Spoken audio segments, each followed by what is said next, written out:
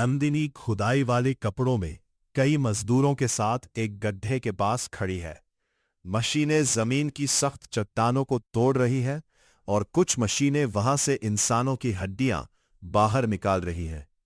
नंदिनी थोड़ी चिंतित लग रही है।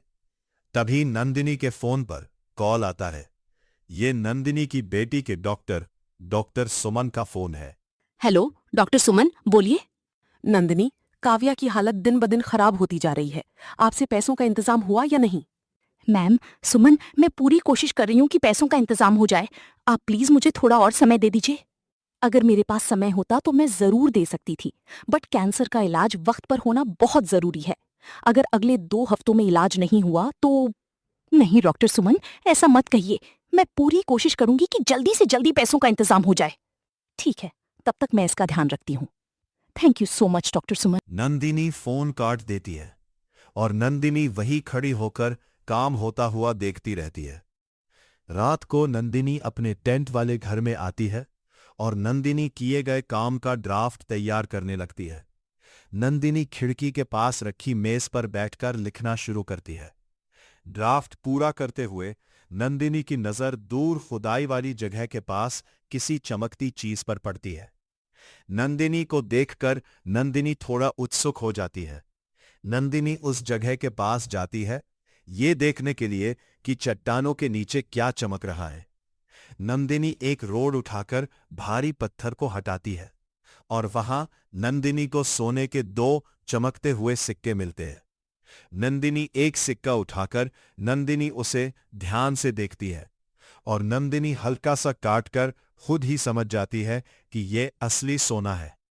नंदिनी क्रू को बताने के लिए अपना वॉकी टॉकी निकालती है, लेकिन अगले ही पल नंदिनी रुक जाती है। नंदिनी किसी को कुछ नहीं बताने का फैसला करती है। नंदिनी सिक्कों को अपनी जेब में रखती है और नंदिनी वहां से चली जाती है। अगले दिन नंदिनी फिर से खुदाई वाली जगह पर होती है और इंसानों की हड्डियों के ढेर निकलते रहते हैं। अब ये जगह जैसे खत्म ना होने वाला कंकालों का गड्ढा लगने लगी है। तभी नंदिनी का सीनियर अमर नंदिनी के पास आता है। काम कैसा चल रहा है नंदिनी? ठीक ही चल रहा है सर अमर। बस मुझे लगता है कि हमें ये काम अब बंद कर देना चाहिए। वो क्यों? थोड़े समय बाद नंदिनी और अमर नंदिनी के टेंट में होते हैं। नंदिनी और अमर इस बात पर आपस में चर्चा कर रहे होते हैं। हम यहाँ पर पिछले 8 महीने से खुदाई कर रहे हैं और हमें सिर्फ चंद हड्डियों के ढांचों के अलावा और कुछ नहीं मिला। शायद यहाँ वो नहीं है जो हमें चाहिए। तुम ठीक हो सकती हो नंदिनी, पर क्या तुम श्योर हो? नंदिनी ने कहा, एब्सोल्युटली सर अमर, रक्तकोट में कुछ नहीं रखा। अमर सहमति में सिर हिलाता है और अमर एक फोन कॉल करता है। हम प्रोजेक्ट रक्तकोट को यहीं रोक रहे हैं। अमर फोन काटता है और अमर वहां से चला जाता है। उसी रात रक्तकोट बेस से सारी मशीनें, मजदूर और सामान हवाई रास्ते से हटा दिए जाते हैं। कुछ दिनों बाद नंदिनी अपनी बेटी काव्या को घर लेकर आती है। काव्या का इलाज हो चुका है क्योंकि नंदिनी ने रक्तकोट से लाए सोने के सिक्के बेच दिए थे। नंदिनी काव्या को सुलाकर एक फोन कॉल करती है। मुझे अगले 1 महीने के लिए काम से छुट्टी चाहिए। मेरी बेटी काव्या का ऑपरेशन हुआ है और मुझे काव्या के साथ रहने की जरूरत है। ठीक है, तुम्हें जब रीजॉइन करना होगा तब मुझसे आकर मिल लेना। नंदिनी फोन काटती है, संतुष्ट लगती है, काव्या को प्यार से थपथपाती है। उसी रात नंदिनी बालकनी में अकेली बैठकर शहर को देख रही होती है और पैसों की वजह से नंदिनी को थोड़ा सुकून महसूस हो रहा होता है। तभी नंदिनी को घर के अंदर किसी के चलने की आहट सुनाई देती है और तुरंत सतर्क हो जाती है। नंदिनी घर के अंदर आती है, उस व्यक्ति को ढूंढने लगती है। कुछ देर इधर उधर देखती है, लेकिन नंदिनी को कुछ भी नहीं मिलता। तभी अचानक कोई नंदिनी के पीछे से नंदिनी को छूता है। तुरंत पलटती है और सामने नंदिनी की बेटी काव्या होती है, जो नंदिनी के अचानक मुड़ने से हल्का सा टकरा जाती है। सॉरी बेटा, मैंने तुम्हें देखा नहीं। तुम ऐसे अकेली क्यों घूम रही हो? क्या तुम्हें कुछ चाहिए? भूख लगी है मम्मा। मुझे कुछ खाने के लिए दे दो प्लीज। हाँ बेटा, कोई बात नहीं, चलो। नंदिनी अंदर चली जाती है। तभी दीवार पर एक हाथ का निशान दिखाई देता है जो मिट्टी से बना हुआ लगता है। अगले दिन नंदिनी बाथरूम में आती है और नंदिनी ब्रश करना शुरू करती है। ब्रश करते हुए नंदिनी की नजर अपनी गर्दन पर एक काले निशान पर पड़ती है। वो निशान सड़ी हुई त्वचा जैसा लगता है और नंदिनी उसे कुछ देर देखती रहती है, लेकिन फिर नंदिनी उसे नजरअंदाज कर देती है। कुछ देर बाद काव्या को अपनी मां के पास छोड़कर कहीं जाने के लिए निकलने वाली होती। बेटा काव्या, मैं जल्द ही वापस आऊंगी, तब तक तुम नानी के साथ रहना। ओके। इसके साथ ही नंदिनी वहां से चली जाती है कि मां और काव्या नंदिनी को जाते हुए हाथ हिलाकर विदा करते हैं।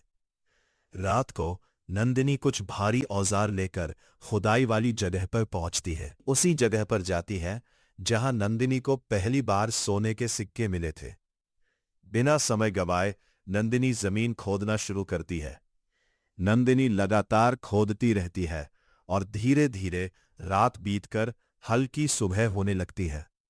कुछ देर बाद नंदिनी उस जगह के सबसे नीचे तक पहुंच जाती है जहां नंदिनी को कुछ लकड़ी जैसा महसूस होता है। नंदिनी उसे पकड़कर पूरी ताकत से खोलने की कोशिश करती है। आखिरकार नंदिनी वो दरवाजा खोल देती है। पहली बार उस गड्ढे के अंदर कदम रखती है। जैसे ही नंदिनी उस गड्ढे के अंदर कदम रखती है, नंदिनी अपने हेलमेट की लाइट चालू करती है और उसी पल नंदिनी की आंखें हैरानी से फैल जाती है। वो जगह अनगिनत सोने की चीजों से भरी होती है। एक शाही रथ, तलवारें, ढेर सारे गहने, सोने के सिक्के और कई पुराने खजाने। नंदिनी थोड़ा आगे बढ़ती है और एक टूटी हुई कब्र देखती है जिसमें कोई शरीर नहीं होता। नंदिनी कुछ पल के लिए सोच में पड़ जाती है। फिर नंदिनी वापस जाने का फैसला करती है। वापस मुड़ते समय नंदिनी की नजर उसी जगह रखे एक आईने पर पड़ती है। नंदिनी को देखते ही की सांसें तेज हो जाती है।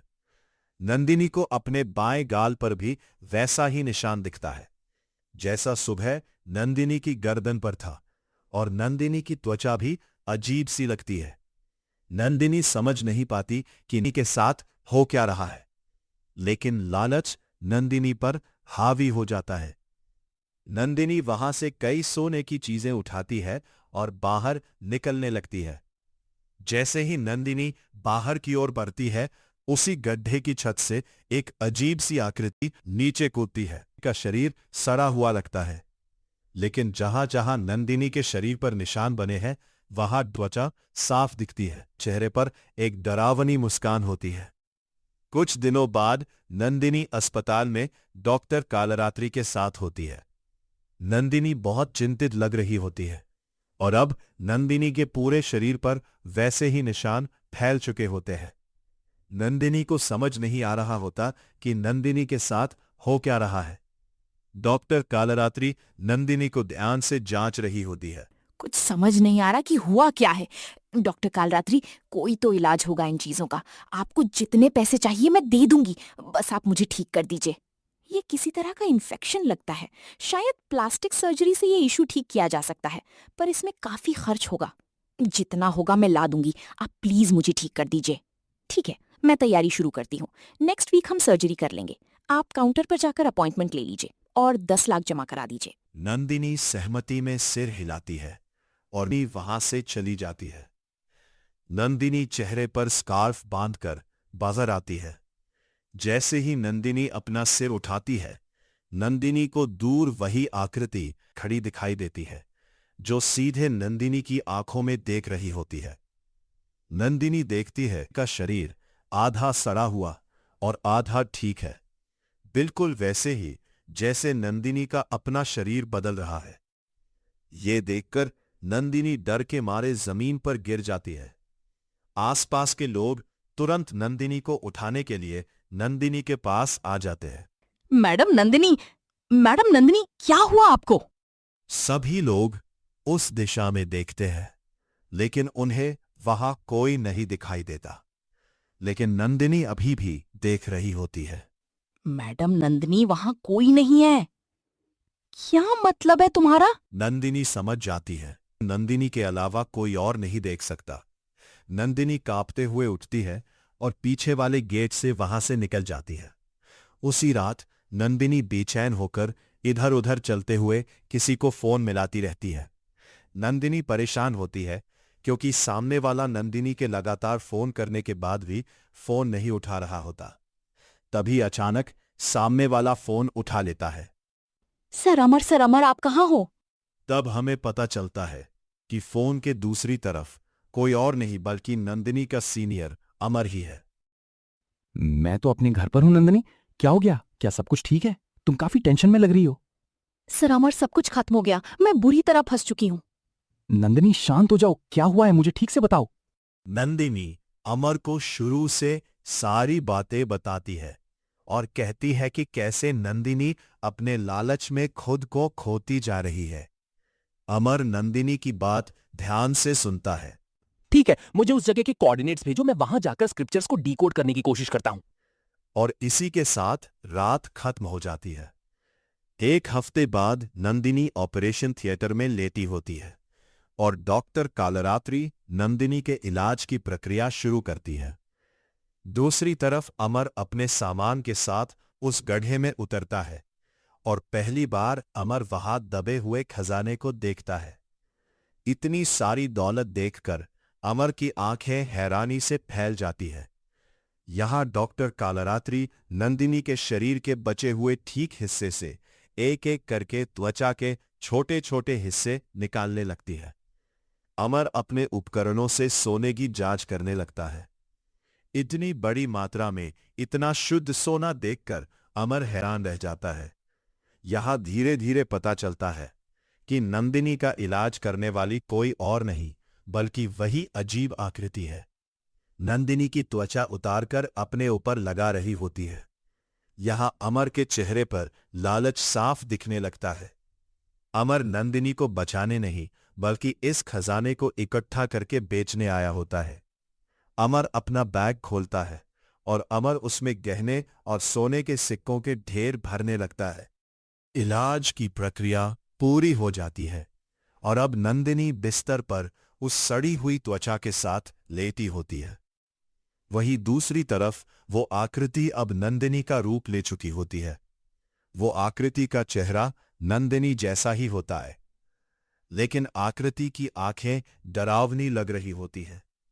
और फिर जैसे ही अमर वहां से निकलने लगता है, अमर को एक अदृश्य ताकत रोक लेती है और अमर को पीछे फेंक देती है। अमर घबराकर उठता है। कौन है वहां? कौन है? अचानक अमर का शरीर पीछे चट्टान की दीवार से चिपक जाता है। अमर के पैर हवा में उठ जाते हैं जैसे कोई अमर का गला दबा रहा हो। अमर खुद को छुड़ाने की पूरी कोशिश करता है। तभी वहां नंदिनी के रूप में आकृति आती है और उसके चेहरे पर अजीब सी मुस्कान होती है। आकृति आगे बढ़ती है और हल्का सा अपना चेहरा एक तरफ झुका लेती है।